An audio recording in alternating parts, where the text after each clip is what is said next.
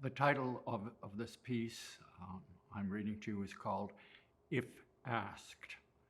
A little note might be helpful at the beginning of this, of the inspiration of this piece.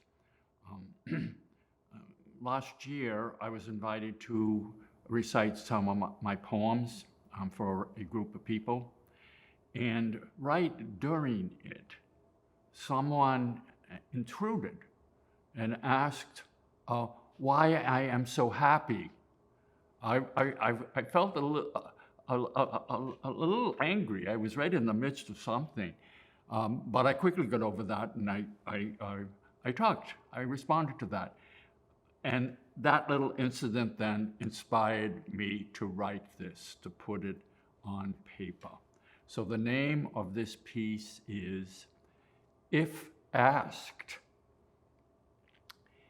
If I were asked, you have actually asked me why I am happy, I would say, in fact, I do say, I am happy because I am loved. God loves me. That is the answer. But further, God loves me and I know it. I converse with God. I contemplate.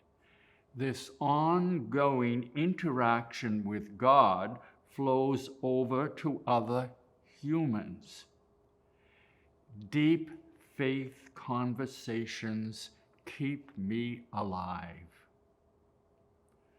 Not unimportant is that I am a vegan, a creative discipline in an overconsumptive world.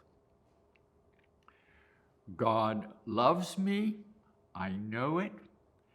God and I converse with people, I live with discipline, I am happy. You have asked.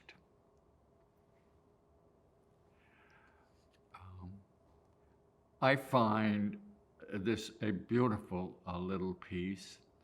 I am so happy that my friend actually asked the question. We end up with this little poem, If Asked.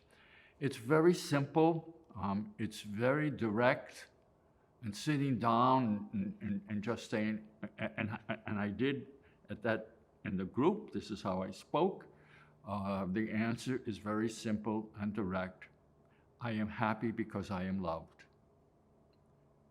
And I am loved with God. And then the addition is very important. I know it. God loves everybody, but I think there are a lot of people who don't know it. So I feel my happiness, a very important grace with God, is that I do know that God loves me. But then the follow, very closely connected there. I converse with God in this love and this mutual interaction between me and God.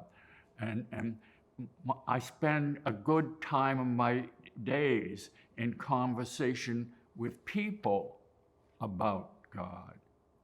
And so within my love of God, people become a part of that in the conversations that we have. I lead people through the Ignatian exercises. So I'm talking actually about God a lot with other people.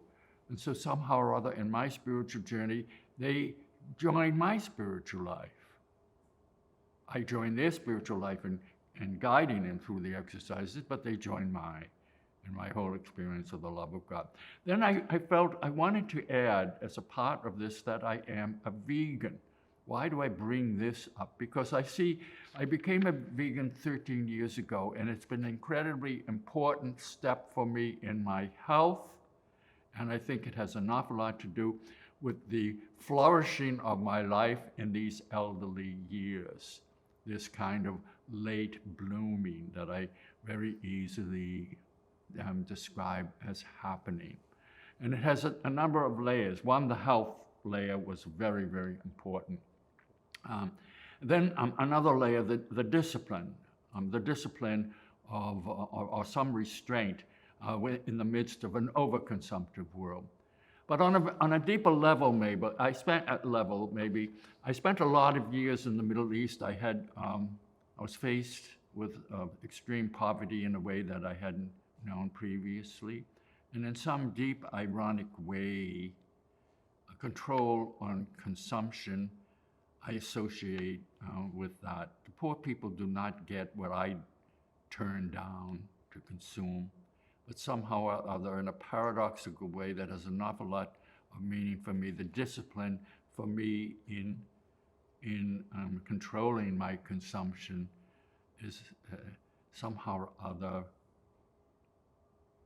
doing that for the poor has an awful lot of meaning for me. So let me read this again. If asked, if I were asked, you have actually asked me why I am happy, I would say, in fact, I do say, I am happy because I am loved. God loves me. That is the answer. But further, God loves me and I know it. I converse with God, I contemplate. This ongoing interaction with God flows over to other humans. Deep faith conversations keep me alive. Not unimportant is that I'm a vegan, a creative discipline in an overconsumptive world. God loves me, I know it. God and I converse with people, I live with discipline, I am happy. You have asked.